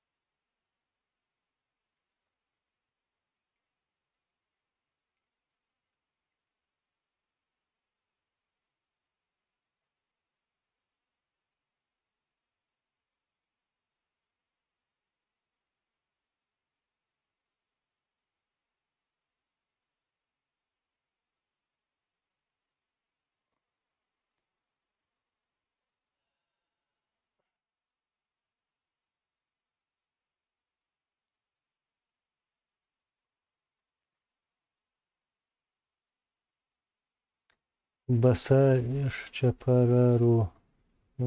Валикум салам варатулла вабракату. Анзор, брат, мне отец рассказывал, что у меня много двоюродных братьев погибло в Первой Чеченской войне. Моя историческая родина Дагестан, мы аварцы. Ну, во-первых, русско-чеченская война. Иншаллах, они будут в раю. И да, я знаю много наших братьев, дагестанцев, тоже принимали участие в этой войне во время Первой войны и во время Второй войны. Воевали против российских оккупантов и отдали так свои жизни. Иншаллах, они будут в раю. Они воевали, как мы говорим, на Газавате, на священной войне.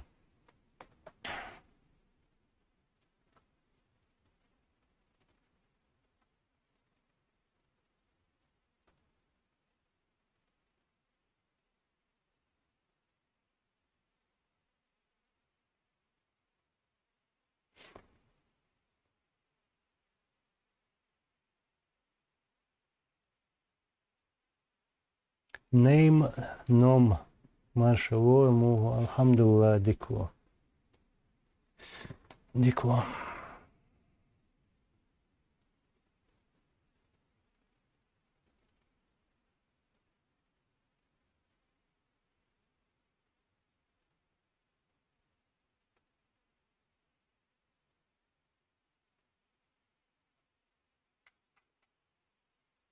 Вот это все еще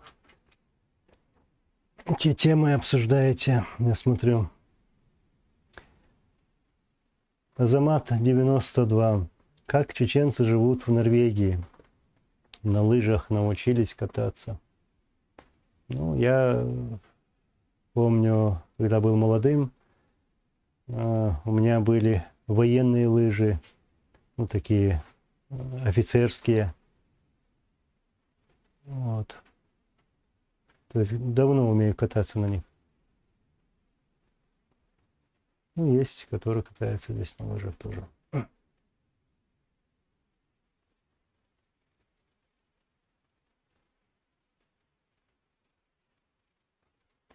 Модератор. Вот я сейчас все-таки нашел это сообщение. Искал. Тимур Андлиза. Был ли Яндарбиев человеком крайне радикально настроенным, постоянно отговаривающим и препятствующим Дудаеву и вашему отцу в стремлении установления мира путем переговоров. Ну, я лишь так коротко скажу, потому что у Зелимхана Яндарбиева были свои видения, свои взгляды, и поэтому они могли как-то не совпадать и с мнением Джохара Дудаева или с Асланом Асхадовым. Ничего тут удивительного нету.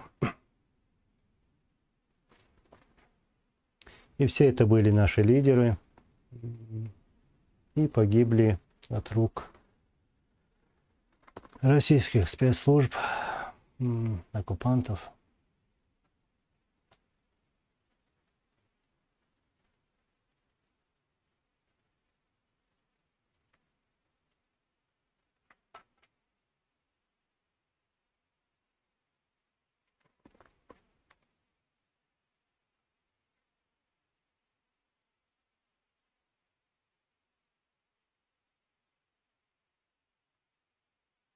Модератор, я, кажется, ответил, да, этот вопрос, да? Наконец-то нашел.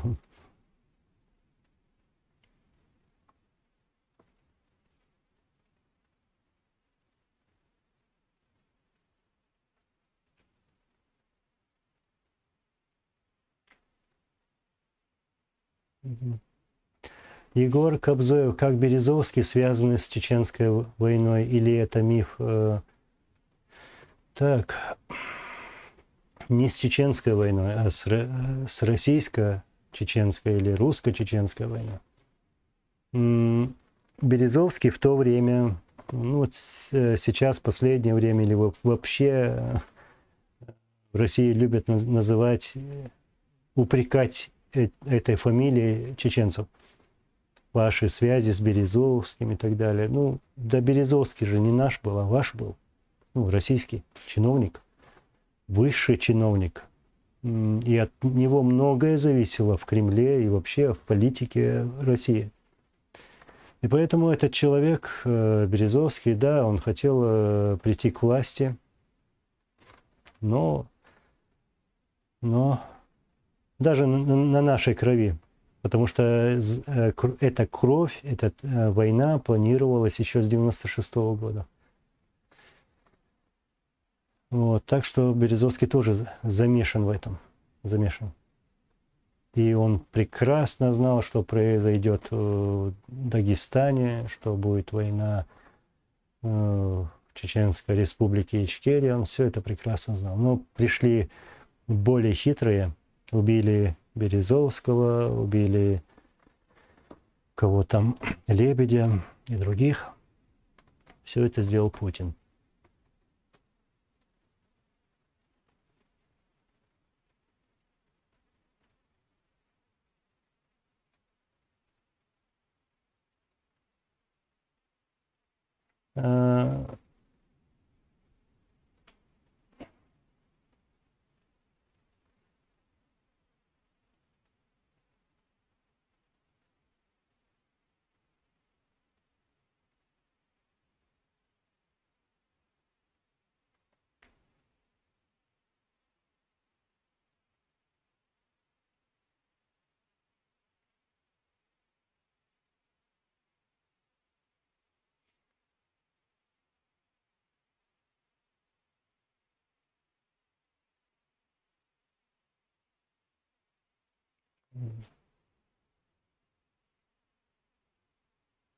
Нохчу антиприкол.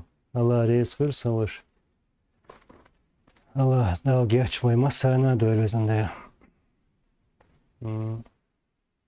Да мола. Ой да болған шахич бу. Үш да мола. Ялс муняхир бу. Иншалла. Алла рейс вырсалыш.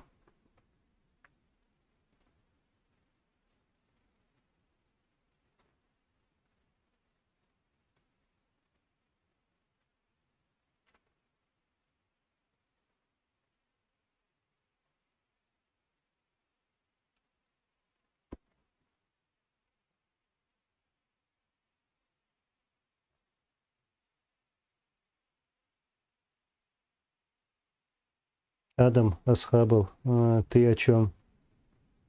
О каких тюрьмах, о какой загранице? Я могу рассказать о тысячах тех наших братьев, которые все еще находятся в тюрьмах, в российских тюрьмах, где их по сегодняшний день даже убивают.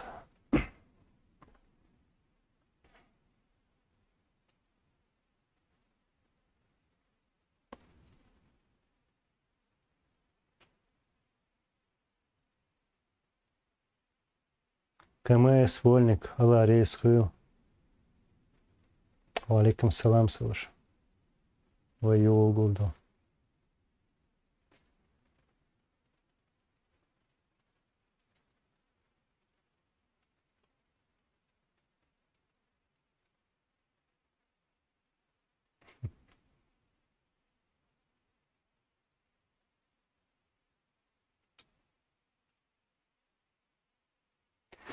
Так, ищи. Сколько у нас времени? Мы уже 2 часа тут. Ну, минут 10-15 подождем, пойдем. Ну ладно, я завершу через 15 минут тогда.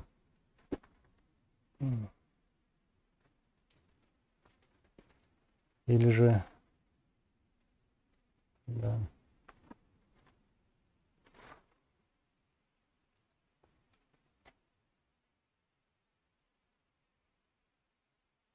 Ну, если у кого есть так срочно спросить, спросите, а то я уже к завершению пойду. Мне вели в свое возвращение на родине для вас данных условий это равносильно плену. Вот Тимур Анлиза, так, вот сейчас я заметил ваше сообщение, ваш вопрос.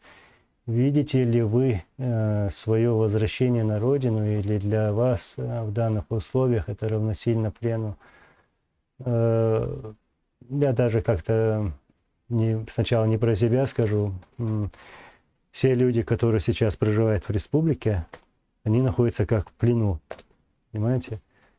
У них не должно быть своего мнения, они не могут высказать его, то есть никакой свободы, ничего нету. Поэтому, тем более я возвращаться туда, это нереально. Я не из тех, которые будет кричать Ахмад-Сила. А так, конечно, хочу вернуться на свою землю, иншаллах, и будет так же.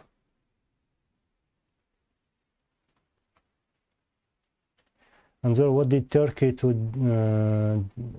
do during the Russian-Chechen war? Yeah, Turkey was helping us. First of all, Turkey was helping our civilian people.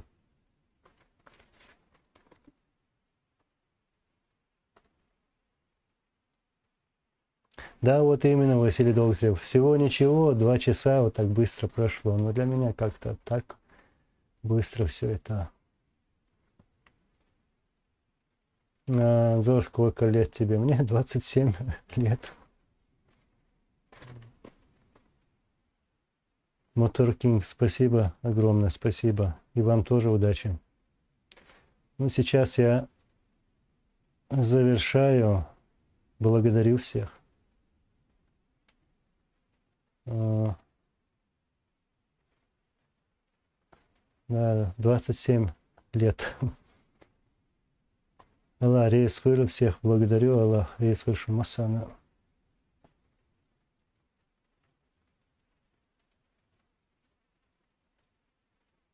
Почти сахейна руку. Почти сахейна. Так. Я последнее дочитаю и уже пойдем.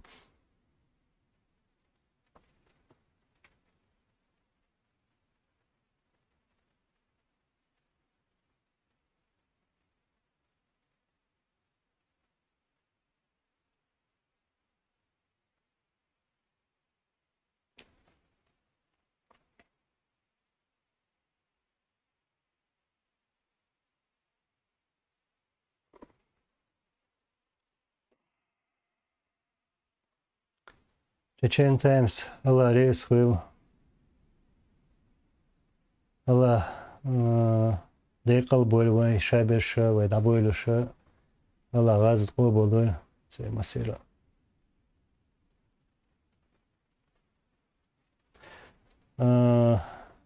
И в завершение я хотел бы до того, как мы уйдем, секунду, поделиться ссылкой. Поделиться одной ссылкой. Кстати, это ссылка Телеграма. Вот.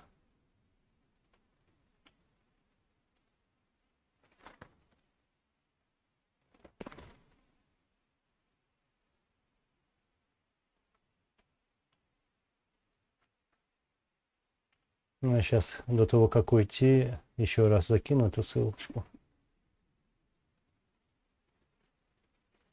Алейкум салам, Citizen of Ичкерия. Что может вынудить власти России отдать тело нашего президента? Существует ли, на твой взгляд, какой-нибудь механизм для этого? Ну, на сегодняшний день при такой власти, при путинской власти, таких механизмов просто не существует. Это та власть, у которой вообще нет совести, ничего человечного. Там во главе стоят такие люди, которые вот, запрещают хоронить людей, кем бы то ни был. Ну, если он враг, ладно, убили, дайте его тело и пускай похоронят. И еще раз я хотел бы сказать, напомнить, что по сегодняшний день его тело не выдали, тело нашего лидера не выдали, и он не похоронен. То есть Россия запретила, как бы. И эти все-таки, я добавлю их тоже для кучи, как бы, как говорится, их халуи тоже оправдывают вот эти действия, потому что тоже сами запрещали хоронить тех, которые были убиты в боях, хоронить командиров, тела не выдавались ими.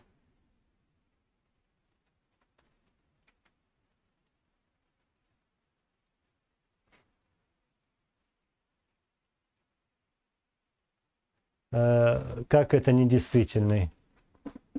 Разве? Сейчас вот до того, как уйти, я проверю обязательно. Джахар Дудаев, иншаллах, иншаллах. И скоро вы увидите материалы на канале. И тоже хотел бы попросить вас, чтобы вы были тоже активными. Мне также интересно знать ваше мнение. Ваше мнение.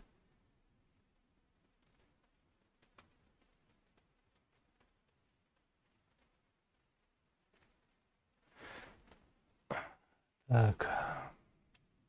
Еще раз просто с телеграммом хочу показать. У кого-нибудь открывает эту ссылку?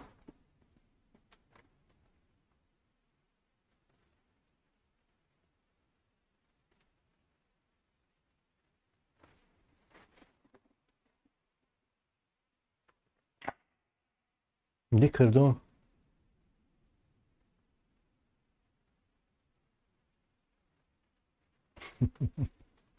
Непредсказуемо. Правило. That's William. That's Inshallah. Allah rescue. Masira Allah wazat qobal doil wa dabon. Vejershi. Adeküel. Assalamu alaikum ve rahmetullahi ve berekatuhu.